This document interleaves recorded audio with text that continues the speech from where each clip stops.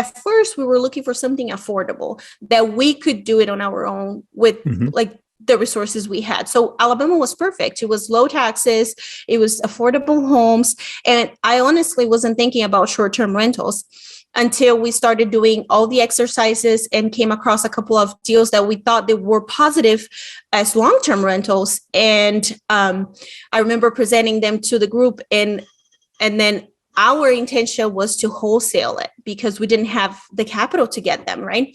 So we had 4 houses under contract, and I presented to the team, and then everybody was like, I want them, right? So within, just to clarify again, sorry, within the White Feather Accelerator, you were working within a team of other people who were kind of getting started and working through the process as well. So that's who you were kind of bouncing ideas off of? Yeah, so we were set up in teams. That's how the course goes. So we had like teams that we worked together. And my team, the wise guys, we had meetings every Tuesday. So I would present it to them, and then they'd be like, I think this is great. Like, what are you going to do with this? And I was like, I don't know. And then I brought in to Buddy. I was like, hey, we have those going on. And Buddy was like, you know what? Let's just present for the whole class on Saturdays. So I presented to the class, and a lot of people reached out like, hey, I want those deals. Like, I want to pretty much wholesale, right? And my husband was like, yeah, let's wholesale it. We'll get the money. We'll do it again. And we can buy one on our own. Right. And it was hurting my heart. It really was. I did not want to let them go. I told Buddy, I was like, this is hurting me because I know these properties have potential. And when I brought up the short-term rental, they were like, are you out of your mind? You're going to do this in Alabama? And I'm like, yes, I want to. And that's when Buddy said, you need to connect with Kirby. And I remember I was in my car and we were in a call, and I showed you the first house I had. It was like an $85,000 home. It's like a trailer. And you said, you know what? I would give it a shot. And I was like, I don't know. And they were like, all you have to think is your time worth it? Because you can do a long-term rental in there, right? And I was like, yes, but you can also try short-term rentals. It's just a matter of, is this worth it? And I was like, you know what? I'll try. And I went into the end, and nobody was like, I don't know. This is a very good long-term rental, but I don't know if it's going to work as a short-term rental. But as I presented to the team, so many people got interested. So Rob Damari, he approached me. He said, what do you want out of this? He was the first person that actually asked me, what do you want? Because you've been working on this, right? And I was like, look, there's a problem here in my home. My husband wants to wholesale them, get the money, do it again, and then buy one, just him, right? And I don't want it. I want to go up to the end. I want to learn everything. And Rob was like, why don't we do both? We can treat them as a business, all of them. And at that time, I think I had 10 of them under contract. Wow. And yeah, I just started firing like contracts out. And some of course, like most of them fell through, like inspection comes, there are old homes. A lot of them were not what we were looking for. Rough neighborhood. I would send my broker, my agent, and she's like, the neighbor is like yelling at somebody outside, throwing like her broom. And I was like, okay, yeah, we'll pass on that one. It's a good sign. Maybe we'll pass. Yeah, it was. So, and then Rob, he proposed that business, and then we started structuring, and that's how our syndication came alive. I remember on the first time that I had a call, 12 people reached out, saying, we want in. And I was like, okay, so it could work as a syndication. But he said, well, start slow and then grow. So at first I wanted all 10 that I had under contract. But like I said, some of them fell through. Everything like happened in go in the right direction. And then we end up buying 4 with a syndication. And 2 of them were rehabs. One was a light rehab and the other one was a complete rehab. And I think I listed the first one. I started your course, of course, and then went through that. That was very helpful. I remember I posted my first one. I was so insecure, and we posted it. And in less than 24 hours, we got a booking. And I didn't know what to do. I remember texting Heather and be like, hey, what do I do now? But it was mid-November that we listed the first one, and the second one, which was Pringle, like the little one, the $85,000, and then Bishop. And believe it or not, it's the best one. It's amazing. Wait, which one? Pringle or Bishop? Bishop, Pringle, okay. Pringle. Yeah, Okay, the one that everybody was like, what? Yeah. And I remember going to and be like, how do I put this listing? How am I clear about the neighborhood? Or, because I was very insecure. One of our team insecurities was the reviews. Like, people will see the photos, it looks great, but then they're going to see the neighborhood and they're going to leave us a bad review. That was our main concern. Like, well, be transparent. This is a blue collar, working class neighborhood, call it whatever you want to call it, right? And I think it's our highest rated property. Wow. So I have the exact same experience with mine. My whole portfolio, my cheapest property performed the best. It's a duplex. It performed the best last year in terms of overall income and net cash flow. And just like you said, as long as you disclose, because there's a lot of guests that are looking for that. They're looking for utilitarian type property. They're not, so don't just look at it through the lens of your own opinion. There's millions of users of Airbnb. So that's amazing. Sorry, go ahead. No, I think it's you hit the spot. Like, I think that's one thing people usually tend to forget, right? Everybody needs to stay somewhere.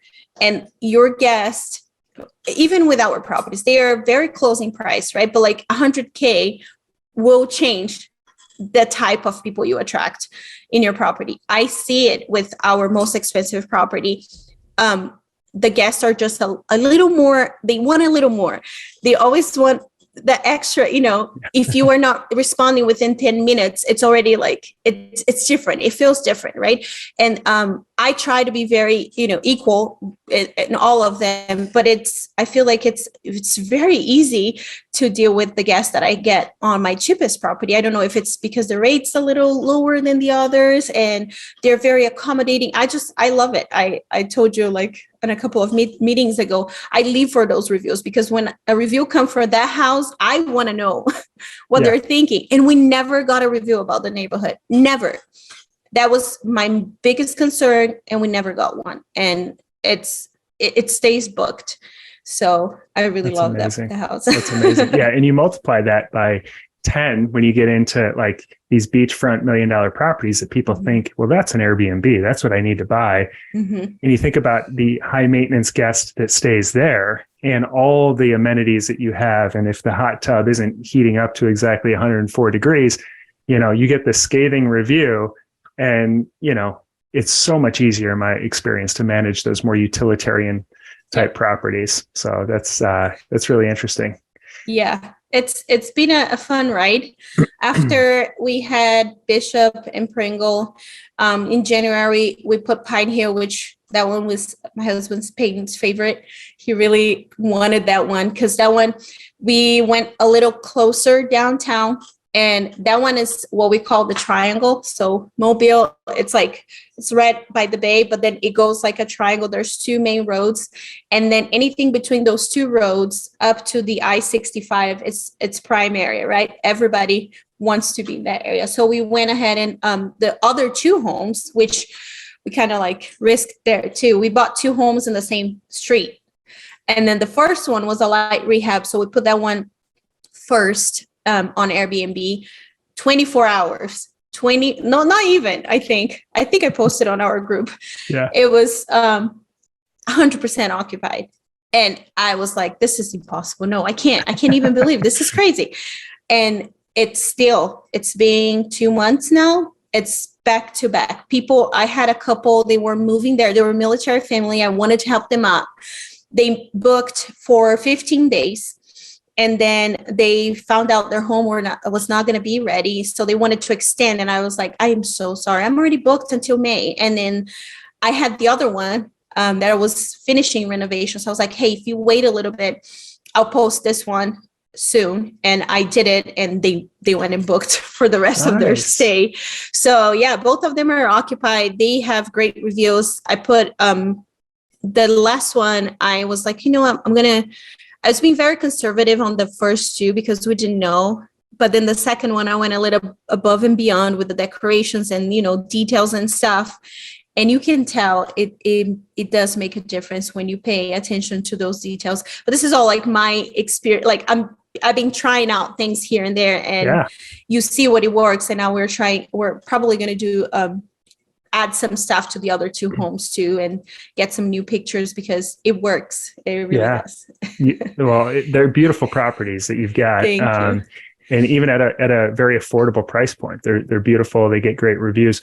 When you analyze these properties, what are you shooting for in terms of your metrics? Is it like a certain net cash flow that you're shooting for? So we always use your safety net. I want them to perform long-term rental no matter what. So that's my rule. As long as it does perform long-term rental, which in Alabama right now is not that hard to find, right? You have a lot of $120,000 properties, $140,000 properties that are turnkey. So if they are performing really good long-term rental, why not? I think what we look at right now, at first I was very concerned about the area and where it would be if it's close to downtown. I don't even think about that anymore. Like it's something that the first two that we have, they're not close to downtown, and they're performing just fine. But I think having that safety that if they are performing long-term rental, we can try the short-term rentals. And I am very conservative when I'm running the numbers. I try anything that it's above $1,000 net cash flow. For me, it's great. And that's with my numbers, which they are very conservative when I put it in there. Like, for example, for Pringle, my initial nightly rate was supposed to be $80. I'm at $140 right now. Wow. And that's our cheapest one.